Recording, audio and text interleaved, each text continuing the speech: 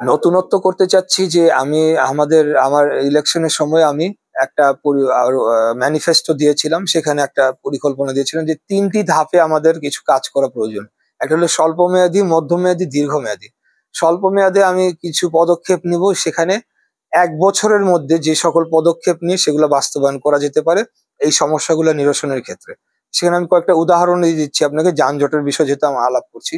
মধ্যম মেয়াদী হলো 2 থেকে 5 বছরের মধ্যে যেগুলা বাস্তবায়ন করা সম্ভব, কার্যকরী করা সম্ভব, এবং দীর্ঘমেয়াদে হচ্ছে 5 থেকে 25 বছরে যে পদক্ষেপগুলো আমাদের এখন নিতে হবে, সেটা পর্যায়ক্রমে পরবর্তীতে যারা মেয়র দায়িত্ব পালন করতে আসবে তারা সেটিকে কন্টিনিউ করে যাবে পলিসিগত। প্রথম আমরা যদি 1 বছরের কয়েকটা উদাহরণ নেই, সেখানে আপনি 1 বছরের মধ্যে আপনি যেটা বললাম মাল্টি স্টোরি কার পার্কিং করতে পারেন। সেখানে আপনি ফুটপাত এবং রাস্তার যে দখল অবস্থায় রয়েছে সেগুলোকে উদ্ধার করে সেগুলোকে চলাচলের উপযোগী করতে পারেন। আপনি এখানে বিভিন্ন এলাকা ম্যাপ করে যে ওয়ান ওয়ে যে সিস্টেমটা সেগুলোকে ইমপ্লিমেন্ট করতে পারেন। আচ্ছা, আমি যদি মধ্যম মেয়াদে যাই, যে 2 থেকে 5 বছরের মধ্যে আপনি কি করতে পারেন, সেখানে আমাদের ব্যস্ততম যে নগরীর যে ব্যস্ততম পয়েন্ট গুলো রয়েছে তার মধ্যে আপনি এলিভেটেড এক্সপ্রেসওয়ে বা এক্সপ্রেসওয়ে সংযোগ ব্যবস্থা দিতে পারেন। ইতিমধ্যে আপনার মেট্রো রেল চালু হয়েছে, এই মেট্রো রেলের বিষয়ে পক্ষে বিপক্ষে কথা রয়েছে। তো আমি মনে করি যে মেট্রো রেলটা আরেকটু পরিকল্পনা করে করা দরকার ছিল, এবং মেট্রো রেলটা আমি মনে করি যে ঢাকা শহরের ভিতরে যে মেট্রো রেলগুলো এসেছে সেগুলো ভুল ছিল এবং এটা আন্ডারগ্রাউন্ডে করা উচিত ছিল। দীর্ঘমেয়াদে যদি দেখি 5 থেকে 25 বছর বয়সে আমরা কি করতে চাই, সেখানে বিকেন্দ্রীয়করণের কিন্তু কোনো বিকল্প নাই। বর্তমানে ঢাকা শহরে যে একটি শহরে পরিকল্পনা মাফিক কিন্তু 25% এলাকা রাস্তা হতে হয়, ঢাকা শহরে রয়েছে 7.5%, এবং দিনকে দিন এটা কিন্তু আমাদের ঘনত্ব বাড়ছে, যে এখানে যে জনসংখ্যার ঘনত্ব সেটি দিনকে দিন বেড়ে চলেছে, যানবাহনের সংখ্যাও বেড়ে চলেছে। বিল্ডিং কোড অনুযায়ী যে এলাকায় 5 তলা পর্যন্ত ভবন নির্মাণের নকশা ছিল অরিজিনাল, সে হয়তো বা পাকিস্তান পিরিয়ডে বা তার পরবর্তী সময়, এখন দেখা গিয়েছে সেখানে 25-30 তলা হচ্ছে, কিন্তু রাস্তা তো 1 ইঞ্চি আপনি বাড়াতে পারেন না। তো সেই রাস্তার উপর দিয়ে আপনি 5 গুণ কিভাবে যানবাহন আপনি ফ্যাসিলিটেট করবেন, কিভাবে আপনি অন্যান্য যে সেবা রয়েছে যেমন নিরাপদ পানির ব্যবহার বা পানির সাপ্লাই সংযোগ, গ্যাসের সংযোগ, বৈদ্যুতিক সংযোগ, টেলিকমিউনিকেশনের সংযোগ, এটা আপনি যখন বারে বারে আনবেন, বারে বারে আপনার রাস্তা কাটতে হবে, বারে বারে আপনার নিজ দিয়ে আপনার ওই সংযুক্তির যে ক্যাপাসিটি সেটা বাড়ানোর জন্য বারে বারে কাটতে হবে, বারে বারে আসতে হবে। তো এই যে আনপ্ল্যান্ড ওয়েতে যে নগরায়ন হয়েছে, এটি একটা তো ভুল জিনিস হয়েছে। এটার জন্য আমাদেরকে বিকেন্দ্রীয়করণ করতে হবে, শহরের যে ঘন যে এলাকা সেগুলোকে বাইরে নিয়ে যেতে হবে, এবং এই যে এলাকাগুলো এটা অত্যন্ত অনিরাপদ, সেই এলাকাগুলোকে সম্পূর্ণরূপে নতুন করে রিবিল্ড করতে হবে।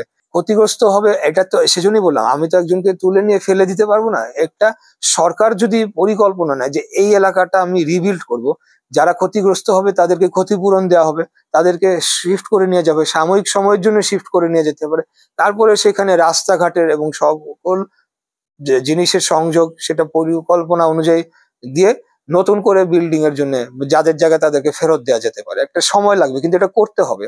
আমি মনে করি এটা কেন্দ্রীয় সরকারের সদিচ্ছা এবং সেই বাজেট থাকলে এটা করা সম্ভব। আপনি আইন করলেন, আইন করলে তো তখন আর কেউ এখানে রিড করতে পারবে না। আপনি যদি আইন করেন যে এই এলাকাটা আমি সংসদে পাশ হলো, এটাকে রিবিল্ড করতে হবে সেফটি কারণে এবং অন্যান্য আনুষঙ্গিক কারণে, তখন সেটা রিবিল্ড হবে। এটা মানুষ কিন্তু ভালো জিনিসের সমর্থন করে। আপনি যদি ঠিক মতো তাদেরকে অ্যাপ্রোচ করেন, তাদেরকে বোঝান এবং তাদেরকে ক্ষতিপূরণ এবং তাদের যাতে সমস্যা না হয়, তাদের সাময়িক যে সমস্যাগুলো সেগুলো নিরসন করেন, তাহলে কিন্তু মানুষ সেটাতে রাজি হবে। সার্বিকভাবে বর্জ্য ব্যবস্থাপনা নিয়ে একটা বিশদ পরিকল্পনা আমাদের রয়েছে। এটা বড় একটা সমস্যা, বড় একটা চ্যালেঞ্জ, এবং এটার সাথে আপনার পরিবেশ এবং বায়ু দূষণের একটা সংযুক্তি রয়েছে। আপনারা জানবেন যে বায়ু দূষণের মাত্রা যে ভয়াবহ মানে আকারে হয়েছে ঢাকা শহরে, এটা কিন্তু বসবাসের জন্য অ্যালার্মিং, একদম রেড জোনে আমরা রয়েছি। তো সেটা যেমন একটা সাইড বায়ু দূষণের বিষয় আমি বলবো, আর আরেকটা বিষয় হচ্ছে আপনার যে পরিবেশ দূষণ এবং বর্জ্য ব্যবস্থাপনা। এই বর্জ্য ব্যবস্থাপনা নিয়ে আমাদের পরিকল্পনা হচ্ছে, এখন আমি তো অত্যাধুনিক প্রযুক্তি হয়তো বা এখনই করা সম্ভব না, তবে যে ওপেন যে ডাম্পিংটা হচ্ছে সেগুলো আমরা বন্ধ করতে চাই, এবং সেখানে সবকিছুই আমরা সেকেন্ডারি ডাম্পিং স্টেশনে নিয়ে যেতে চাই। সেখানে সেটা কোনো খোলা অবস্থায় থাকবে না, সেটা একটা আবদ্ধ অবস্থায় থাকবে, এবং ময়লা যে যে ক্যারি করার যে ট্রাক গুলা রয়েছে সেগুলাকে আমরা আপনারা দেখবেন যে খোলা ট্রাক, কিন্তু এটার মধ্যে একসময় ব্যবস্থাটা ছিল, আমার মনে পড়ে যখন আমার বাবা মেয়র ছিলেন তখন এই ধরনের অনেকগুলো ট্রাক জাইকার অর্থায়নে এবং জাইকার সাথে প্রজেক্ট আনা হয়েছিল, এবং সেটা অটোমেটিক ট্রাক ছিল যেটা এইভাবে মানে যে কন্টেনার গুলা ময়লার কন্টেনার গুলাকে তুলে এবং নিয়ে যায়। তো এই জিনিসটা আমাদেরকে সঠিকভাবে ইমপ্লিমেন্ট করতে হবে।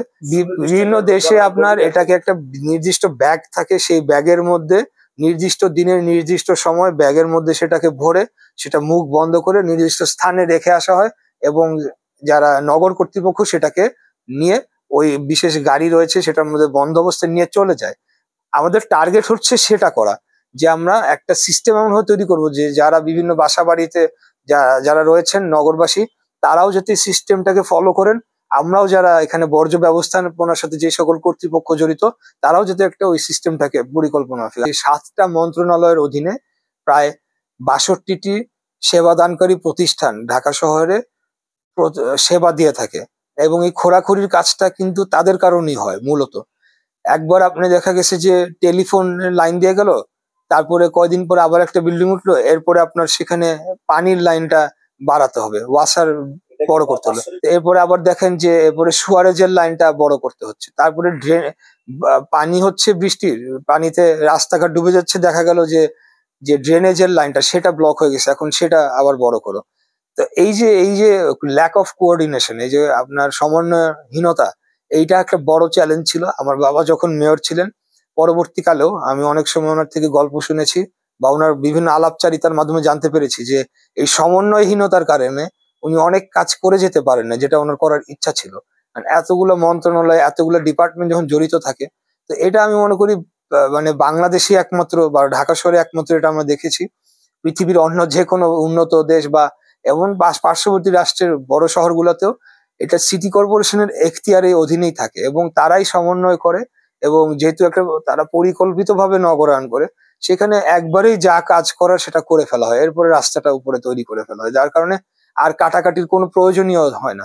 তো আগামী দিনে আমি চাই যে একটা নগর সরকারের আদলে একটা মডেল গড়ে তোলা হোক। ঢাকা সিটি কর্পোরেশন খালি ঝাড়ু দেওয়ার জন্য বা আপনার মশা মারার জন্য বা লাইটের বাতি চেঞ্জ করার জন্য সিটি কর্পোরেশন না, সিটি কর্পোরেশনের কাজের পরিধি অনেক বড়। তো এখানে অনেক বিষয়গুলো রয়েছে, তো আমাদের নেতাও এই ব্যাপারে পজিটিভ রয়েছেন যে এটা নগরীর প্রয়োজনে দরকার, নগর সরকারের আদলে একটা মডেল গড়ে তোলা যেখানে সকল যারা সেবাদানকারী প্রতিষ্ঠান রয়েছেন তারা এই নগর সরকারের অধীনে এই মডেলে তারা কাজ করবে, এবং তাদের প্রয়োজনীয় যা সেই রিকুইজিশন দিবে সব কাজগুলো একবারে পরিকল্পনা মাফিক বসিয়ে দেওয়া হবে, এরপরে রাস্তা করে ফেলা হবে, যে তার রাস্তা কাটাকাটির কোনো বিষয় না চলে আসে। এবং আরেকটি পরিকল্পনা আমার রয়েছে, সেটা বলতে চাই যে কমন ইউটিলিটি ডাক্ট অথবা কমন ইউটিলিটি টানেল এটা বলা হয়। সেটা হচ্ছে যে পৃথিবীর বিভিন্ন উন্নত দেশে রয়েছে, এটা খুব সহজেই করা সম্ভব। এটা হচ্ছে যে প্রত্যেকটা রাস্তার নিচ দিয়ে আমরা প্রিকাস্ট কংক্রিটের টানেলের মতো তৈরি করতে চাই, এবং সেখানে আলাদা আলাদা ভাগ করা থাকবে। ওয়াসার জন্য আলাদা একটা সেগমেন্ট থাকবে, আপনার টেলিকমিউনিকেশন আলাদা লাইন থাকে, এবং নিচ দিয়ে ড্রেনেজ এবং সুয়ারেজের আলাদা লাইন থাকে। তো এটা যখন করে ফেলা হবে এবং সেটার ভিতরে অ্যাক্সেস এর জন্য একটা বিভিন্ন পয়েন্টে আপনার প্রবেশদ্বার থাকে, এটা যখন আপনি একবারে করে ফেলবেন তখন কিন্তু আপনার বিভিন্ন যে সেবাদানকারী প্রতিষ্ঠানের তার ওই রাস্তা খোরাখুরিও করতে হবে না, এবং তার যদি মেনটেনেন্স এর প্রয়োজন হয় সে নির্দিষ্ট স্থানে দিয়ে প্রবেশ করে কিন্তু তার সার্ভিসিংটা করতে পারবে। তো এই ধরনের একটা আমরা পরিকল্পনা আগামীতে রয়েছে, এবং পাইলট বেসিসে আমরা বড় রাস্তাগুলো করে দেখতে চাই। নগরী এতই অপরিকল্পিত ভাবে হয়েছে যেখানে 5 তলা পর্যন্ত হওয়ার কথা অরিজিনাল মাস্টার প্ল্যান অনুযায়ী, সেখানে 25 তলা 30 তলা ভবন নির্মিত হচ্ছে। এখন যদিও ফারের একটা নিয়ম করেছে নতুন ভবন করতে হলে জায়গা ছাড়তে হয়, তারপরে আমি মনে করি যে আমাদের এখানে ইমিডিয়েটলি যে ধরনের হাইপার ডেভেলপমেন্ট হচ্ছে, হাইপার কনস্ট্রাকশন হচ্ছে, এগুলাকে নিয়ন্ত্রণে আনতে হবে। এত কনস্ট্রাকশন আমার দরকার না, এত আমার ভার্টিক্যাল যাওয়ার দরকার না, আমি যাবো হরাইজন্টালি যাব, আমি ঢাকার অদূরবর্তী যে অঞ্চলগুলো রয়েছে সেখানে চলে যাব, এবং সেখানে আমি পরিকল্পনা মাফিক হবে এখন যা হবে, এটা যাতে আর কোনো সময় প্রভাব খাটিয়ে যে বিল্ডিং দাঁড়া করানোর যে সংস্কৃতি সেটা বন্ধ করতে হবে।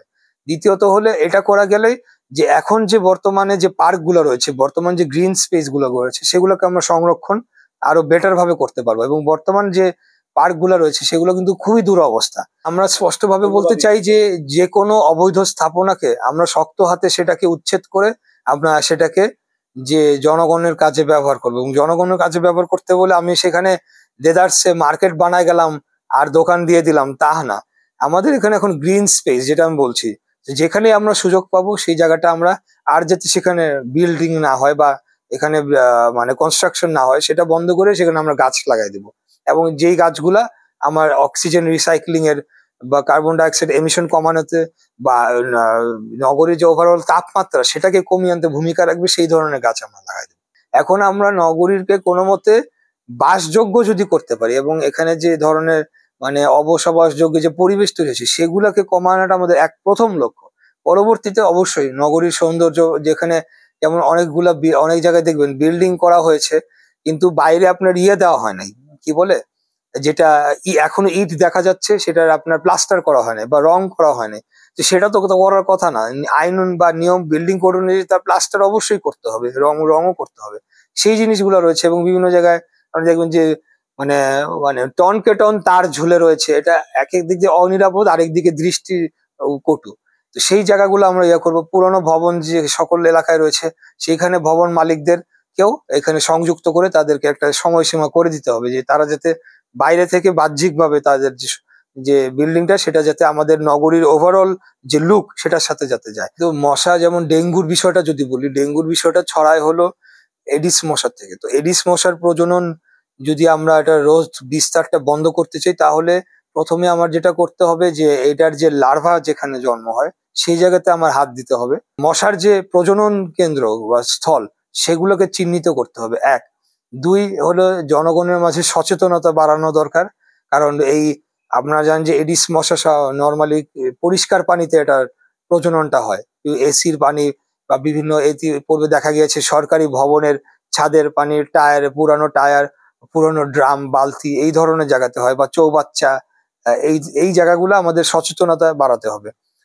আর অন্যান্য যে মশার যে প্রজননের বিস্তার, সেইখানে আমি মনে করি যে এখানে সিটি কর্পোরেশনের ব্যাপক একটা অবহেলা এবং দুর্নীতির ছাপ তারা রেখেছে। বিগত দিনে যে মশার ওষুধ ব্যবহার করেছে সেখানে ভেজাল পাওয়া গিয়েছে, এবং যে পরিমাণ মশার ওষুধ যে পরিমাণ পানির সাথে মিশানো দরকার তা মিশানো হয়নি, কেরোসিন মিশিয়ে সেটা স্প্রে করা হয়েছে। সেই জায়গাতে আমাদের ওই দুর্নীতিটাও বন্ধ করতে হবে। আমরা যদি সঠিক সময়, সঠিক পরিমাণে এবং সঠিক মানসম্পন্ন, গুণগত মানসম্পন্ন যে পেস্টিসাইড এবং লার্ভিসাইড অথবা মশার ওষুধ সেটাকে ব্যবহার করতে পারি এবং সেটাকে কন্টিনিউ করে যেতে পারি, তাহলে এই জিনিসটাকে নিয়ন্ত্রণ করা সম্ভব হবে। আইন শৃঙ্খলা এবং সন্ত্রাস এবং চাঁদাবাজি এবং আরো বিভিন্ন যে সমস্যাগুলো রয়েছে, আমি মনে করি যে এই বিষয়ে ওভারঅল যে আইন শৃঙ্খলার অবনতি হয়েছে সেটার কারণে এটি হয়েছে, এবং চাঁদাবাজির যে বিষয়টা সেটাকে কিন্তু আওয়ামী লীগ সরকারের আমলে এটাকে প্রাতিষ্ঠানিক রূপ দেওয়া হয়েছিল। তো এখানে যখন 5 তারিখের পরে তারা হঠাৎ করে নাই হয়ে গেল, তো ওখানে কিছু সুযোগ সন্ধানী ব্যক্তি স্বভাবতই সম্ভাব্য মানে ক্ষমতায় আসতে পারে এরকম রাজনৈতিক দল হিসেবে বিএনপির ব্যানারকে ব্যবহার করে একদল লোক সেই স্থানটা দখল করে নিল। তো এখানে আমি মনে করি যে সিস্টেমকে অ্যাড্রেস করতে হবে, চাঁদাবাজির যে সিস্টেম সেটাকে অ্যাড্রেস করতে হবে যাতে কেউই চাঁদাবাজি করে সুযোগ না পায়। আর আমরা এখন বিরোধী দলে আমরা এখনো রয়েছি, আমরা যখনই যে অভিযোগগুলো আসছে আমাদের দল থেকে কিন্তু কয়েক হাজার বহিষ্কার করা হয়েছে এবং অনেককে হাজার হাজার শোকজ করা হয়েছে, বিভিন্ন ব্যবস্থা নেওয়া হচ্ছে, এমনকি মামলা পর্যন্ত দেওয়া হয়েছে। এখানে ওভারঅল আইন শৃঙ্খলা যে বাহিনী তাদের মনোবল ফিরিয়ে আনতে হবে এবং তাদেরকে কনফিডেন্সে এনে তাদেরকে আরো ট্রেন আপ করতে হবে যাতে তারা এই জিনিসগুলো অ্যাড্রেস করে। কারণ চাঁদাবাজি বলেন বা আপনি ছিনতাই বলেন বা ডাকাতি বলেন, সব কিন্তু আইন শৃঙ্খলা সংক্রান্ত সমস্যা। এটা কোনো রাজনৈতিক দলের সিদ্ধান্ত থাকে না যে তাদের লোকজন গিয়ে এটা করুক। যারাই করবে তারা ক্রিমিনাল, সোজা কথা বাংলা। তাদেরকে পুলিশের হ্যান্ডেল করতে হবে, তাদেরকে আইন শৃঙ্খলার আওতায় নিয়ে আসতে হবে।